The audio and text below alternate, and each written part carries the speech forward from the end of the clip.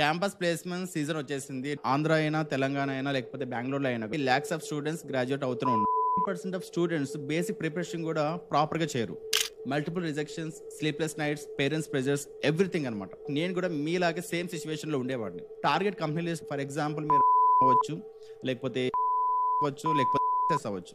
Dress చూస్తారు first, దాని తర్వాత మీ షూస్ చూస్తారు. ఓకే, దాని తర్వాత ఇది ఎవరు చెప్పరు, మీ చూస్తారు.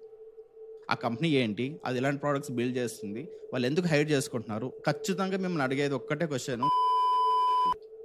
ప్రోటిప్ ఏంటంటే తీసుకుని వాళ్ళ ఎక్స్పీరియన్స్ అడగండి. ఒకసారి నాకు ఒక ఇన్సిడెంట్ జరిగింది. నాకు యాసెంచర్లో జాబ్ వచ్చింది అనమాట. బట్ ఆ టైంలో నా దగ్గర సో కంప్లీట్గా అస్సాంకి వెళ్ళిపోయింది. ఫైనలీ క్రాక్ చేశాను. And not just any company, my dream company. So ready అంటే let's crack these placements. Hey guys, ఎలా ఉన్నారు?